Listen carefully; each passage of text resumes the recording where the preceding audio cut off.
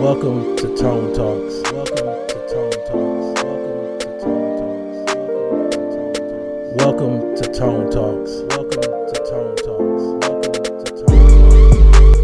Talks. Appreciate y'all tuning in. We're going to have a good discussion today. You know, we've been talking about it all week. We've been talking about what we're going to talk about. You know, black marriage on the brink of collapse. Can we afford it? Can we afford these marriages? You know, I got my guests, and I got Zoe Williams in the building. Should be an interesting discussion. I'm looking forward to it. I'm looking forward to seeing where we go with it. Again, Tone Talks in the building. Dash Radio, Dash Talk, X. We talking today, black marriage on the brink of collapse. You know, I'm in another studio. We gonna give out that number in a second. But right now, let's just really start thinking about what we talking about tonight. Do black folks got enough to be married? Is we making it all up? Come on. Is we all together with it? I want to make sure that we go through these questions, get in a good vibe, be productive, be positive. But I don't want nobody's feelings to get hurt when we get real with it. Zoe, what's up with you? What's happening, man? Oh, man. You know I had to take the glasses off of this one.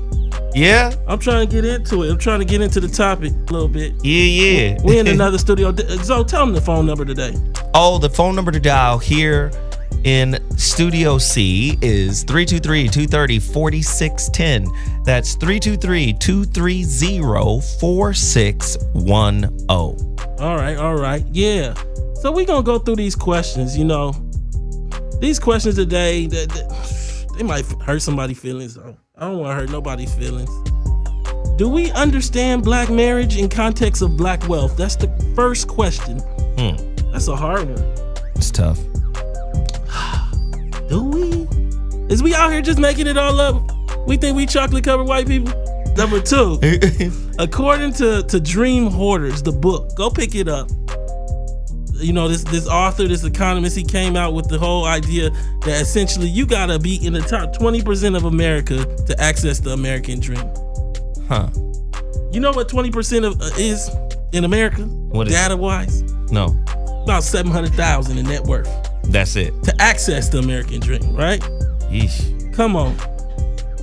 So you gotta be in the top 20% of America to have access to the American dream. What does that mean for the middle black family if they worth $1,700 without depreciating?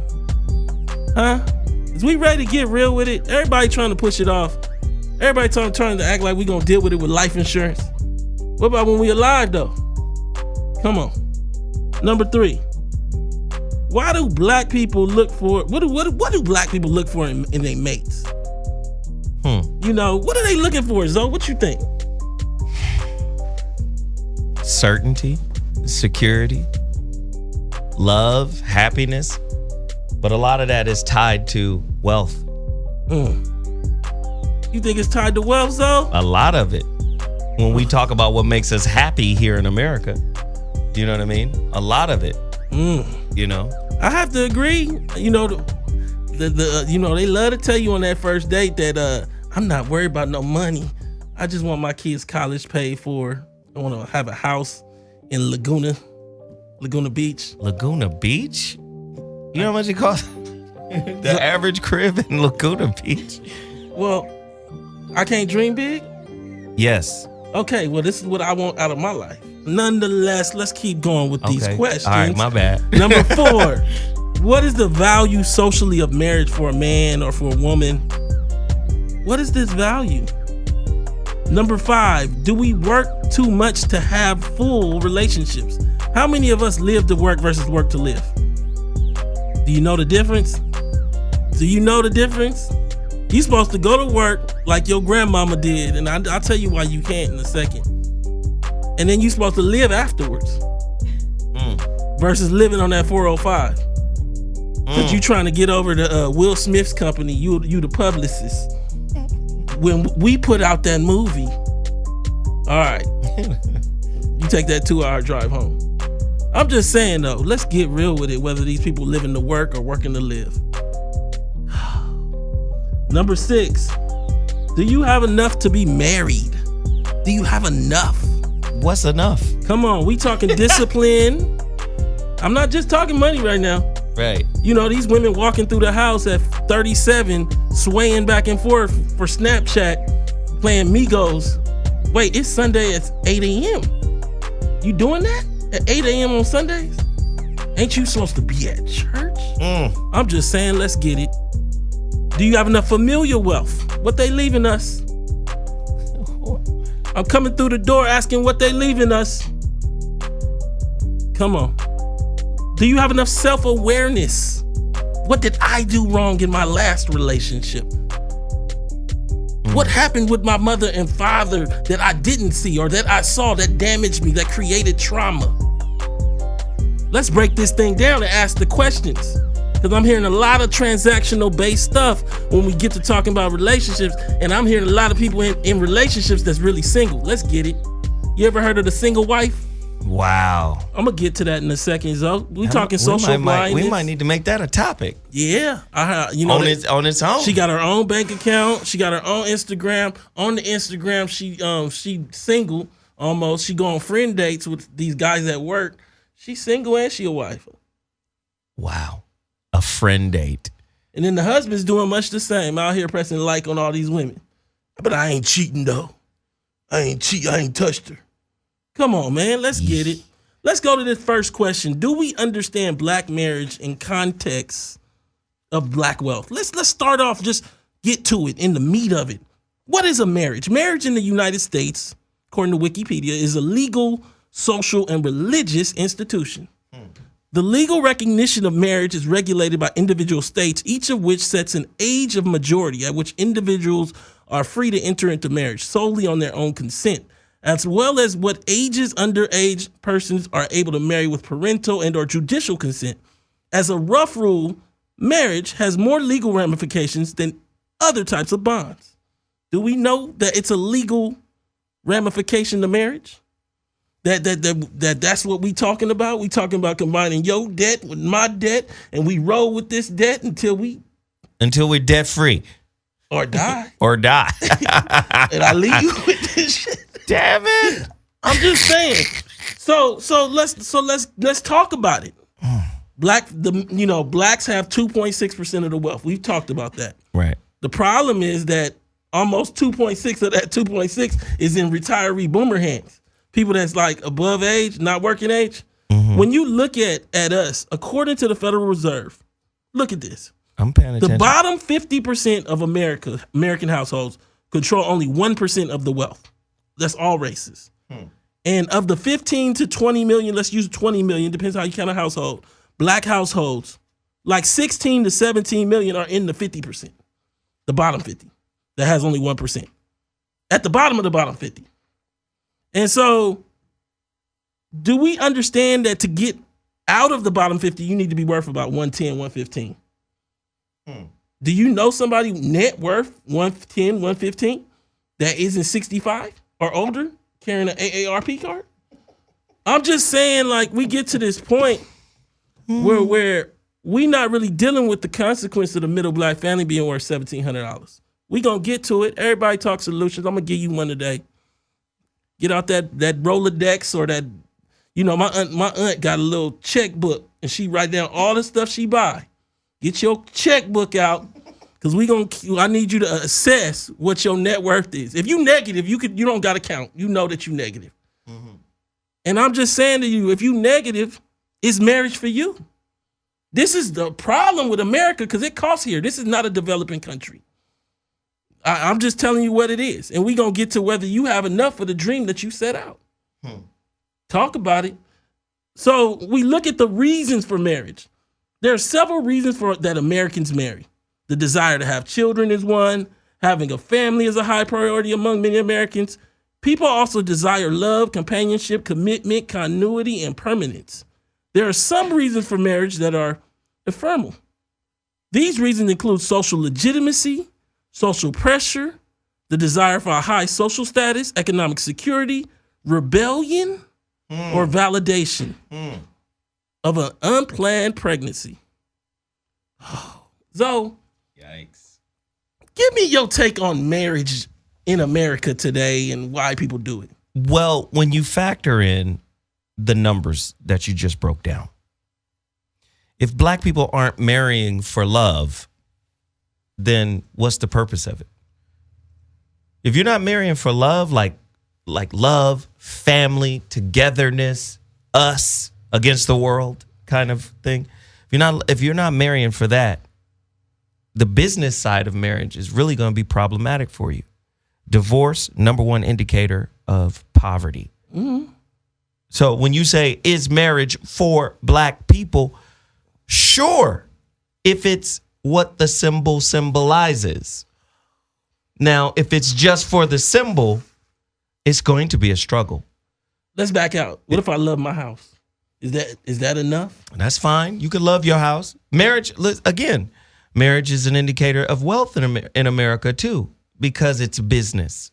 People don't understand. That is, to me, marriage is a perfect example of the twofold nature of relationship. Social and spiritual. The spirit shit is, a love for our family and the kids and us. But the social stuff is, can y'all afford this mortgage? Come on. Now, see, and this is the problem I see with the way people ask about solutions and data and everything else. And you asked earlier about chocolate-covered white people. Well, when I say that, I don't think that Black America has consumed what the consequence of slavery and Jim Crow is on their life. So effectively, a lot of you guys don't know anybody, I feel, who's stably married. I feel like you know a lot of people that are single in marriages and a lot of people that are living in the same house with no stability trying to be married.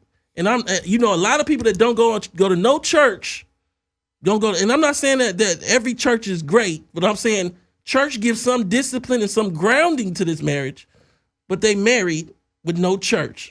And I feel like you talk about you got no spiritual connection, mm-hmm. then you got no wealth, mm-hmm. and then y'all undisciplined because mm-hmm. she swaying back and forth, taking a video of herself every day while Migos is on and she 37. Narcissistic. It's worse. It's childish, immature, and he playing video games with the full helmet on. He got the helmet. You know, the one that experts get. Look, you can't never be no expert at no video game. But that's his escape from the mundanity and the pressure and the anxiety of having to just fit into what society. He shouldn't have got married. See? Yeah. What? I'm just saying, we out here. I think the last time my thumbs hit a video game, I was about 27, 26, and that was somebody else's thing. I'm just saying to you that what we have going on right now is a real problem. I wanted to bring Zoe Williams in for a particular reason. For those people that watched my show before, I just want to tell y'all, Zoe is, on a relationship level, he'll hit you so sweet with a quote that you won't know what he just said. He's a relationship expert. He has a book, How to Stick the Landing. The Relationship Dismount, How to Stick the Landing When Exiting a Toxic Relationship. I know it's a long one. Yeah. It's a powerful one. And he has a new book coming out soon as well. And then he also has the CD Love Matters Revealed. Yes. And it's fire. I listened to it again on the plane, though. Again. All right. I'm just saying. I'll be hitting, and people run from that. You hit them with some of them questions. See, them ain't bully questions. Them is, so how do you feel?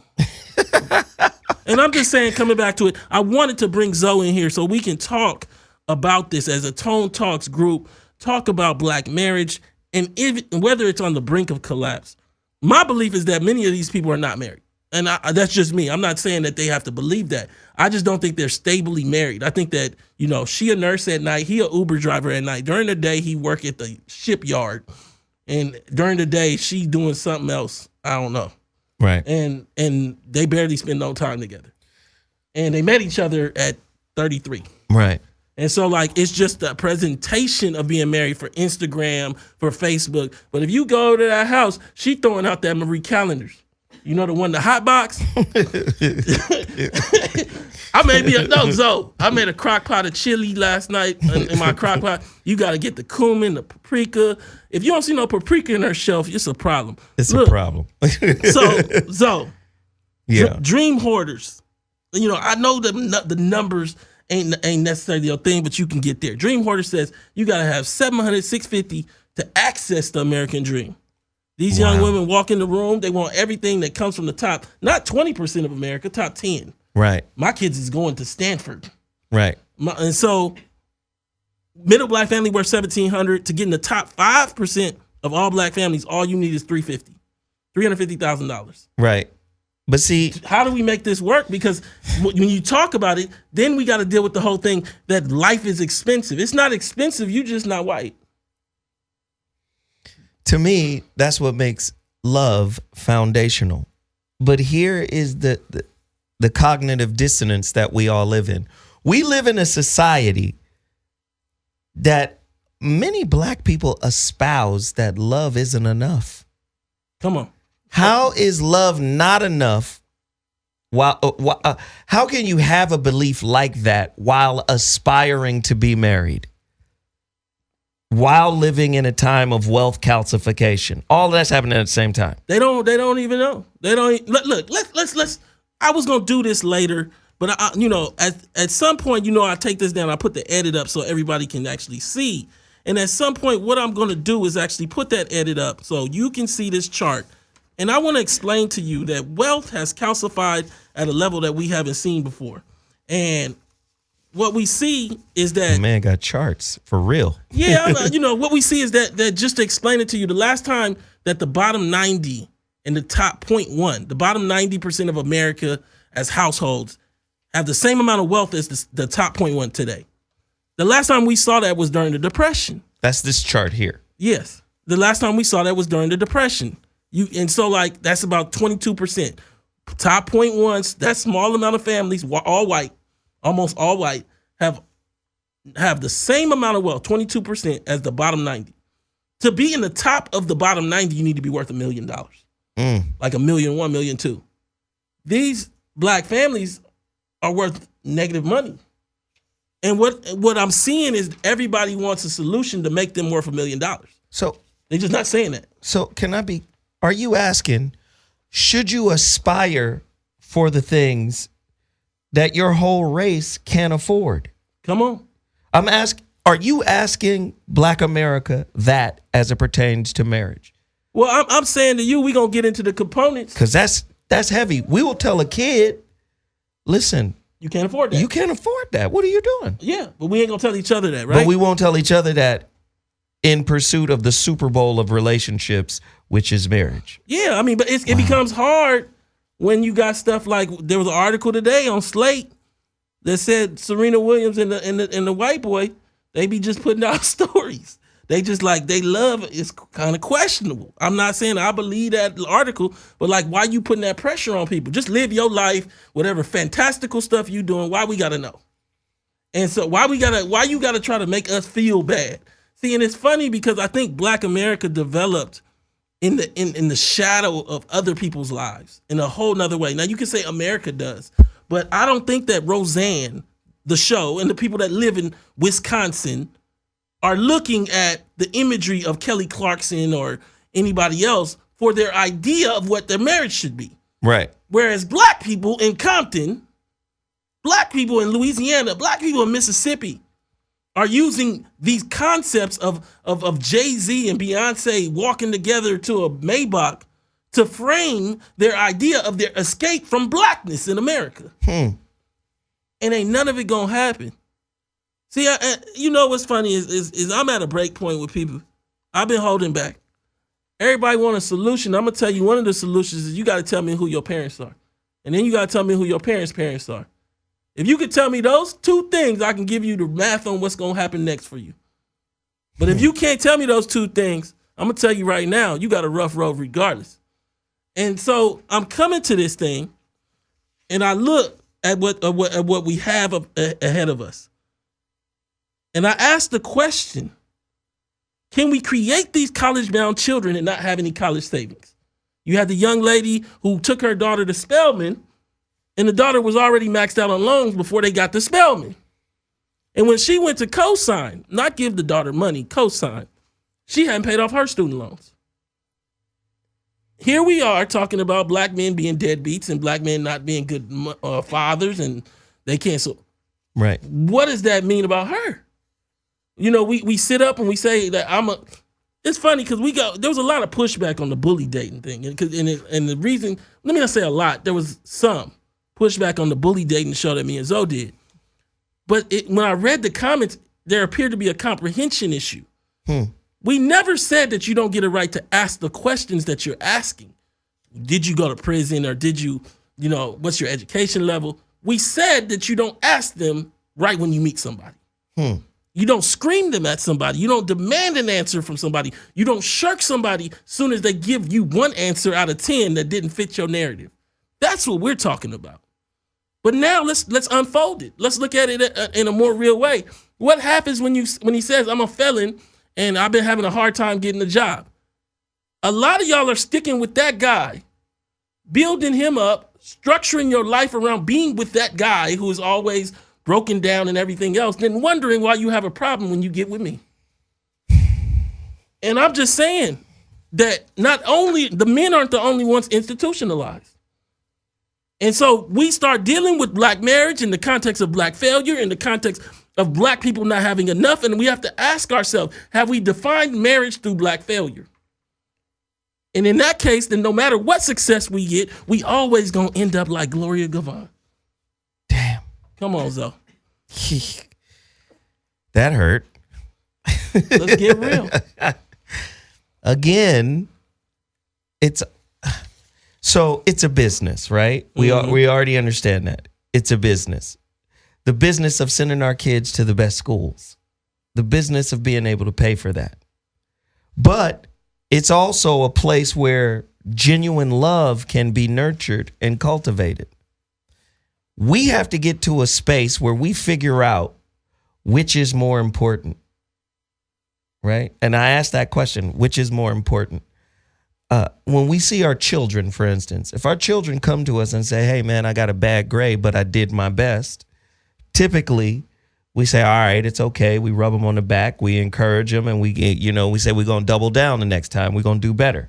We're going to study harder. We're going to do better, right? We don't do that in marriage.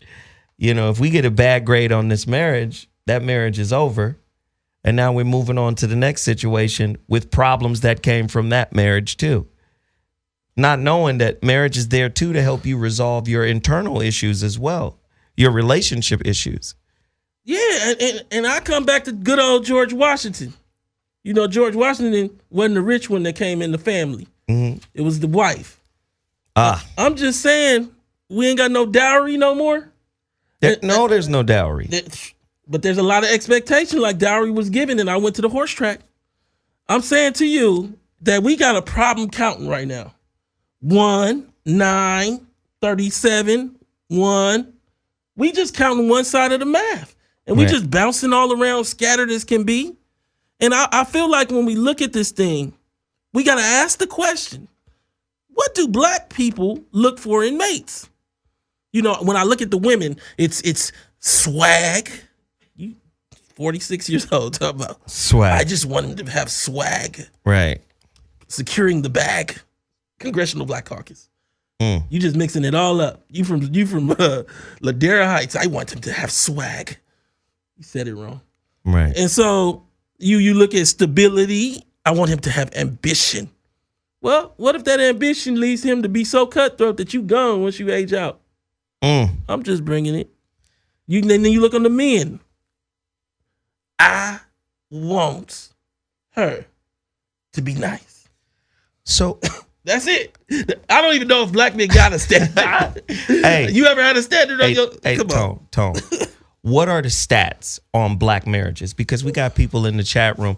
And for all those who don't know, who are listening on Dash Radio Live, the chat room is Tone's YouTube page where he's actually broadcasting this show live. So you could go to Tone's YouTube page. What is your YouTube page, Tone? Tone Talks. Go to Tone Talks so you can see us in studio live right now. Because there's people in the chat room saying, what does he know about marriage? Well, I'll tell you, I know this. I'll tell you this. Has he been divorced? I'll tell you this. What do you know? Look, what are the numbers on black marriage? First time marriages for black women, you get divorced 70% of the time. Wait, say it slower. First time marriage, according to demographics, let me actually get the actual You can go to Divorce 360. According to a 2013 study by Demographics Research, what we've seen is 70% of black women's first marriages end up in divorce. Wow. That is an indicator of, I don't know if these marriages are sound. Now, understand, overall, it's like 50%. Right. Which is 10 points higher than white women. Right. And 15 points higher than Latinos, so it can't just be wealth. Right. What we see, and I've really come to it, it's not just what do I know about marriage, it's what don't you know about black folk. See, black people might be the most aspirational poor people in modern history.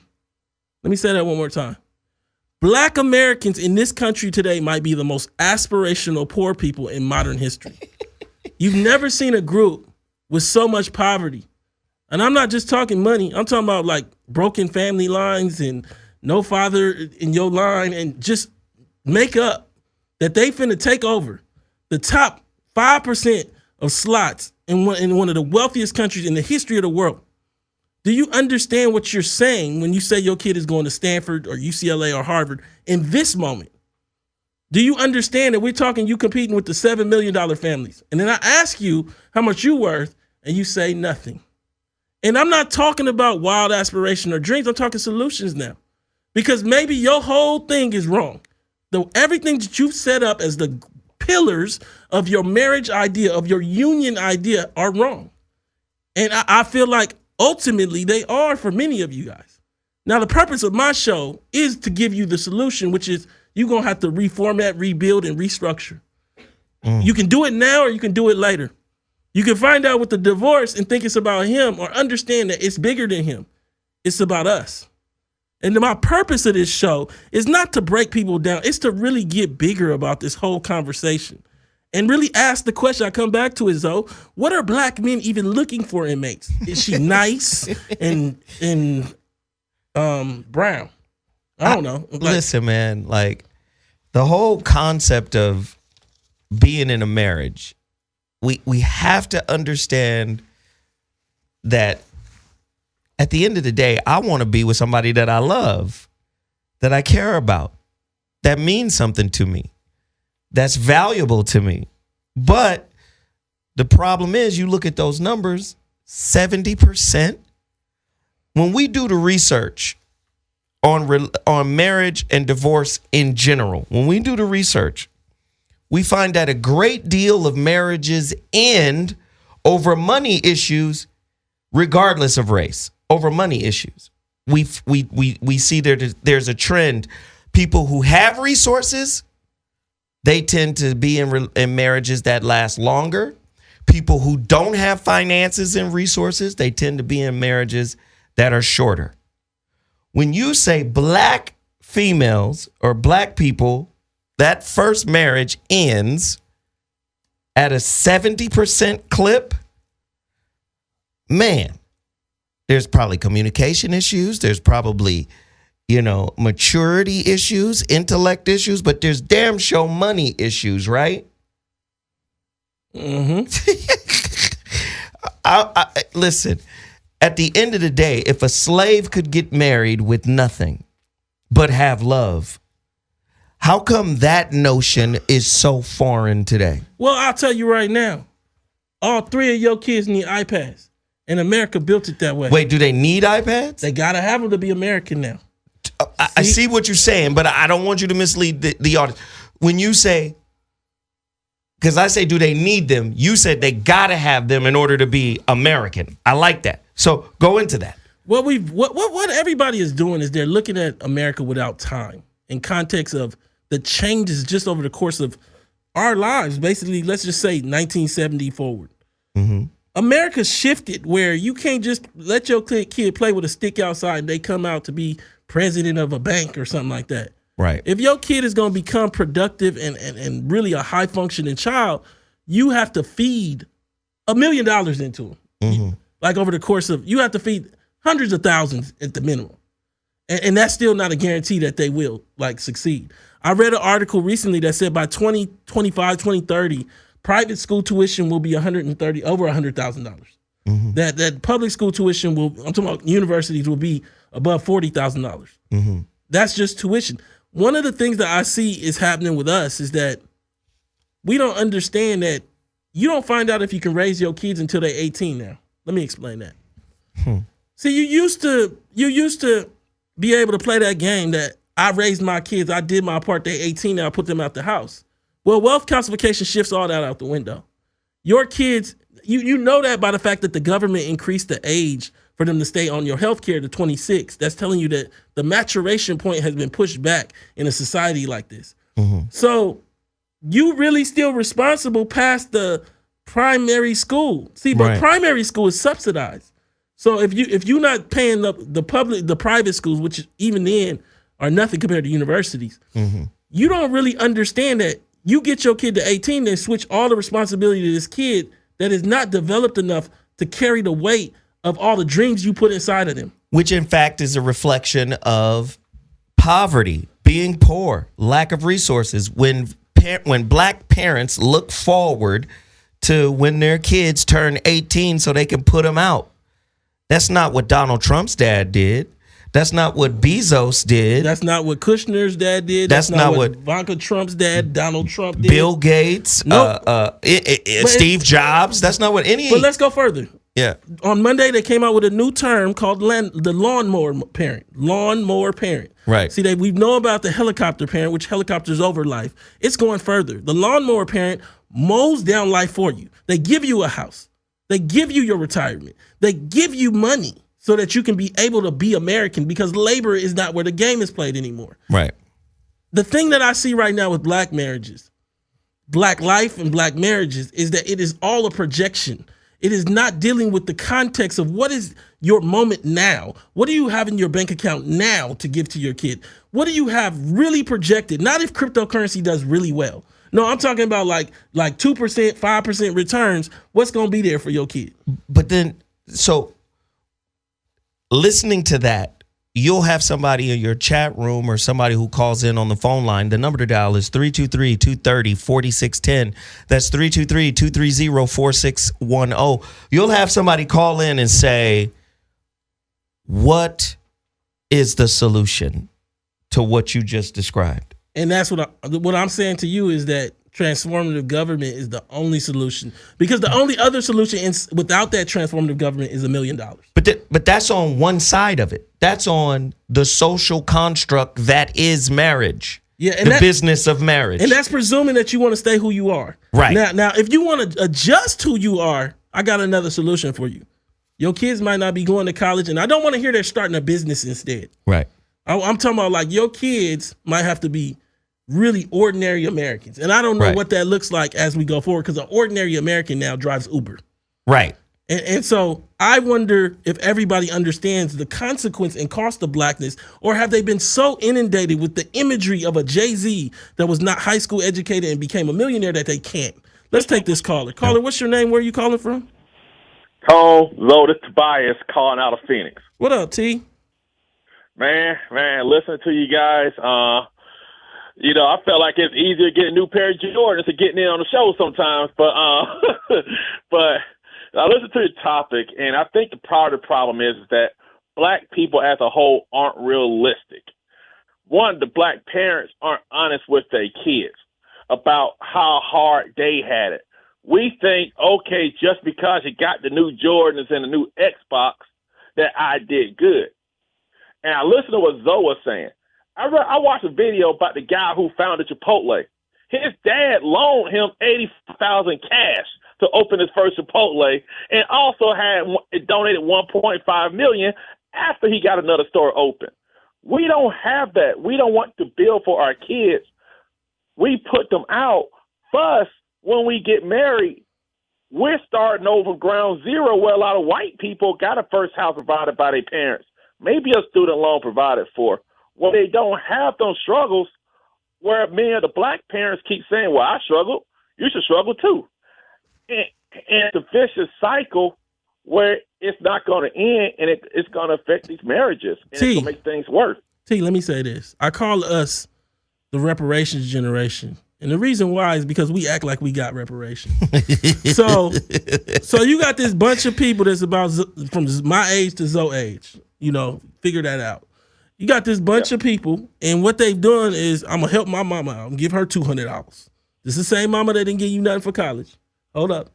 Then you say I'm gonna pay for my kid college. Mind you still got student loans. So there's no reality. And then you tell the wife that I'm gonna buy your first house. You ain't never bought you a house. And so I'm saying to you, you have this whole idea of pressure making you better. Like pressure makes diamonds. Well, it also makes sand dust. And we see a lot of dust being made from black men and black families all across this country. That's why the divorce rate is 70%. Blackdemographics.com stated that half or 50% of black African Americans have never been married, compared to 33% of all Americans. There's a reason that's happening, because marriage does not make you stable. It reflects stability. See, there's components to marriage that everybody ain't talking about. See, we talking like you can Uber drive your way into your marriage, meaning you can Uber a bunch of times and save for the ring. That's not how any of this works. Let's also talk about the traumatic effects of that pressure, that anxiety. Poverty creates trauma. They already know this. In the wealth or in the health community, in the medical community, they know certain areas that are impoverished, that lack resources, also suffer from concomitant traumatic effects. Mm-hmm. So now, what does that make marriage look like? It makes marriage look like the perfect sailboat away from that trauma. Escape hatch. Right. Now you're a scavenger just trying to get married. Yeah, because what happens is, again, we come back to what are black men asking versus what are black women asking. See, marriage is a place where we both get to ask for stability. Hold up. Hold up. I'm being real. But they don't know the history of that. They don't know the history of it. So we start looking at this thing, and when you look at the war of, there's a chart I will put into the final video. The war on drugs and its effect on black marriage in the 80s and 90s, we actually married at a higher rate than white people when we had stability. When you had resources, you had wealth, you had money. So if you were to line this chart up with the chart I showed you earlier, in 1980, the bottom 90% had like 36% of the overall wealth. The top 0.1 had 7%. Well, at that point, black people were married at a higher rate. Well, now we both got the same amount, which is 22%. They got barely any families, and it's going in a direction where they're going to have more. And when they have more, you really see abject poverty all the way around. And then let me come back to this. You get people, they be in the top 0.1. You got people saying, well, you can't talk about this because you're not married. That's what they're saying in the chat room. None of that makes sense. But here's the thing. The reality of it is you don't have to be married to see the stats, to see the numbers. Or you could be in a bad marriage and not know nothing about marriage. And not know about it, right? You just in a marriage where y'all just play video games and you walk around swaying the phone back to so many. Look, there's so many single married blacks that is crazy. They out here and they really not structurally. They not connected spiritually. They're not connected emotionally. They're not connected spiritually even after the marriage ceremony. Let's go back to T. What's your thoughts on it? Can I just say this last thing? I will say this. Oh, sorry. And what a lot of people don't get, and I think what happens is, man, we just want someone nice, someone hold us down, because it's hard out there. Come on, T. And I believe a lot. What people don't realize, most divorces are initiated by women. Come on, not T. men. And the thing is that what I believe in a lot of cases, I say like they're single people.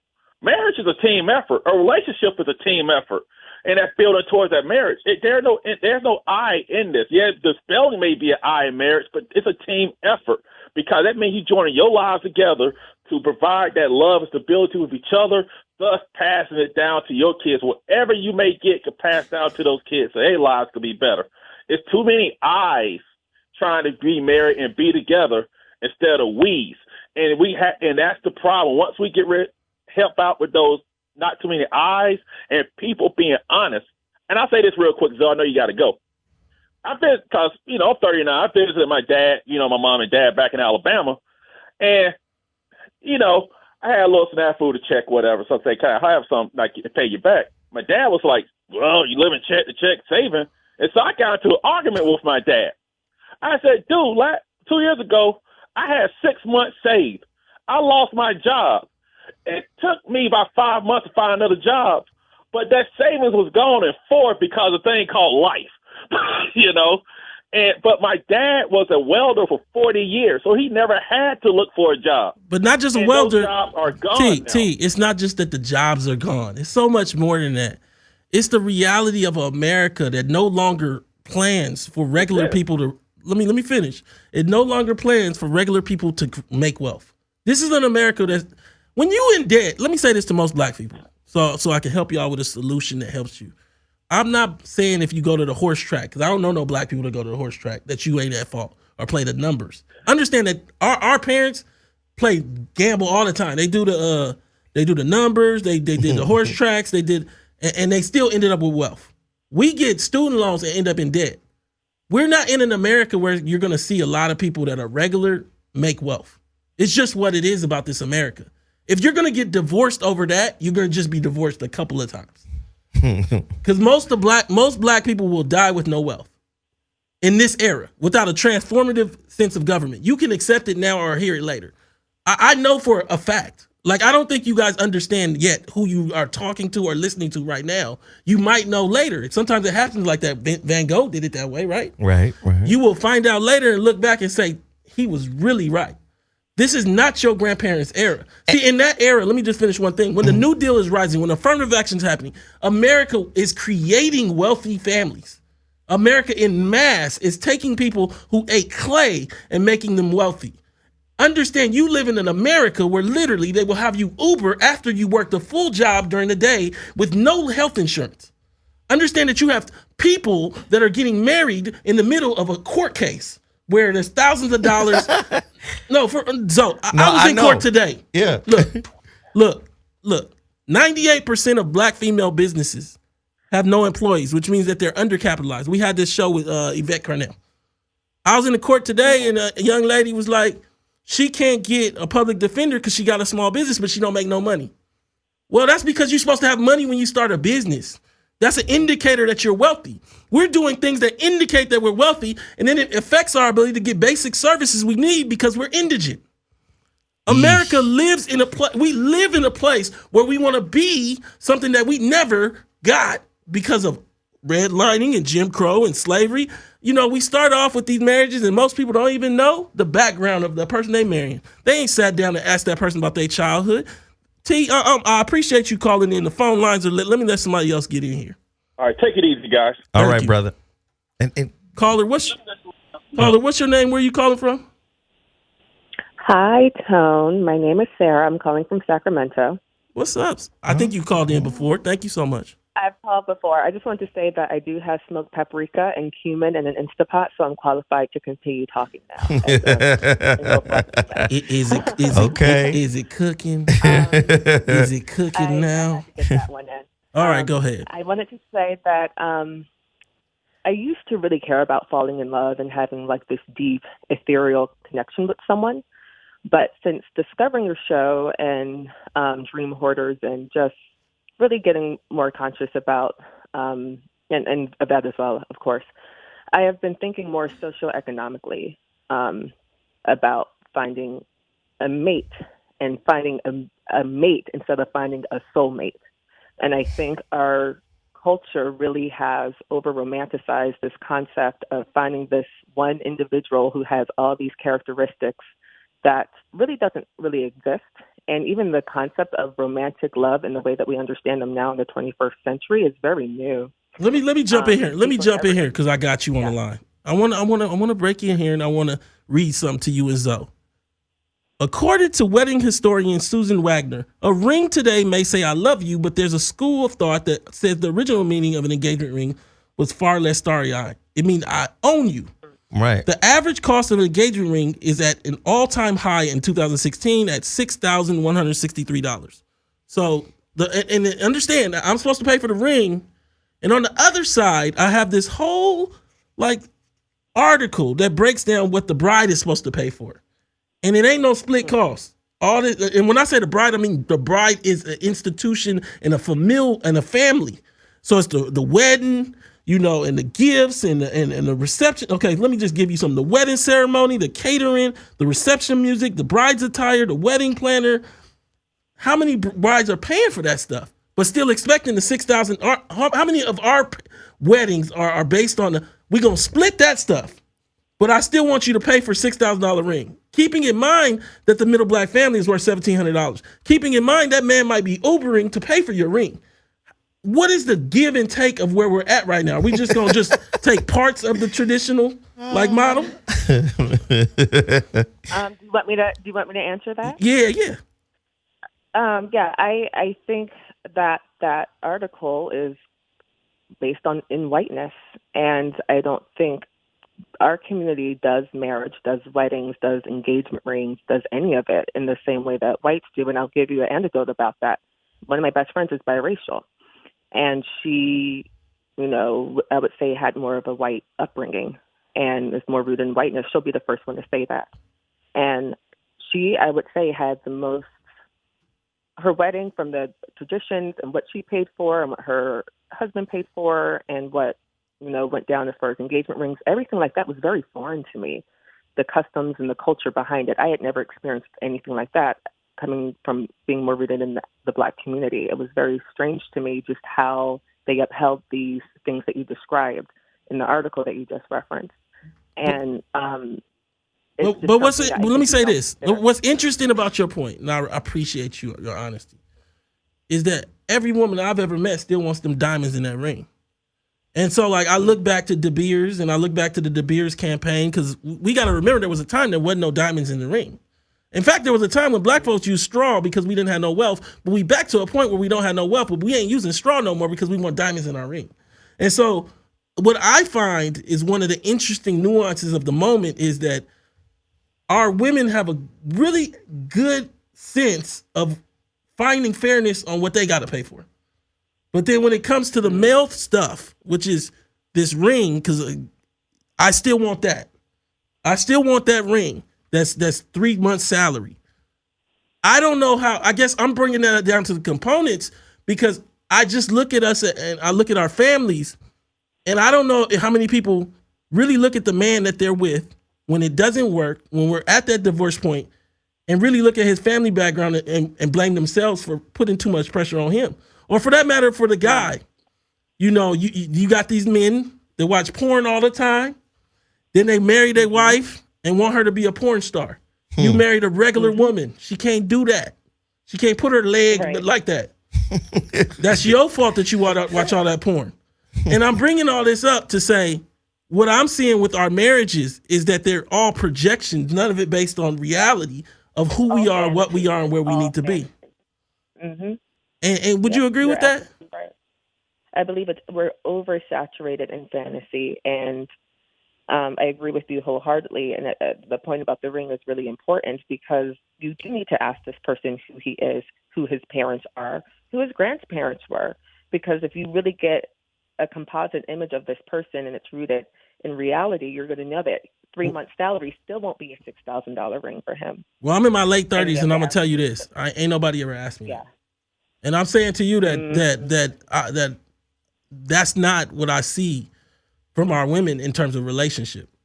I'm talking about educated African-American women. I'm talking about 2 years in, you still don't ask about background.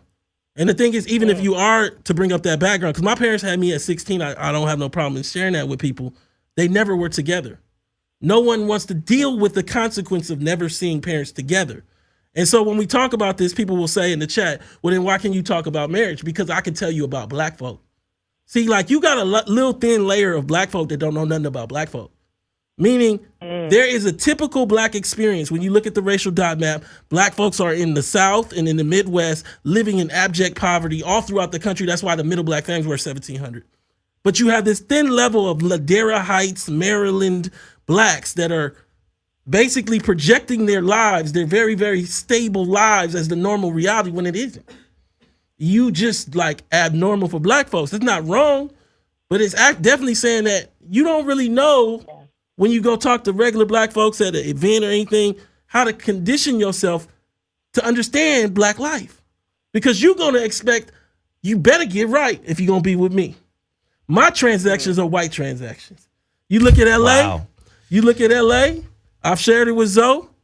LA is chock full of black folks who never got to experience the core reality of black life post-slavery, which is your house doesn't appreciate. In LA, if you bought a house in 1960 or 1970, it went up whether you were black or white.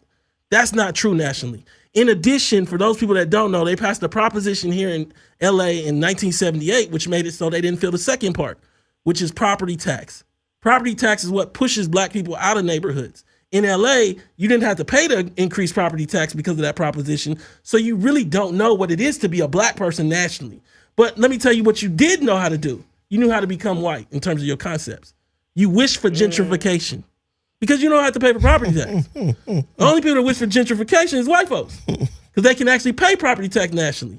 This is the world that we live in. So I bring that to a larger discussion. We live in a world where black people's goals so often are as if we rich too, we just need to protect our money while you're poor.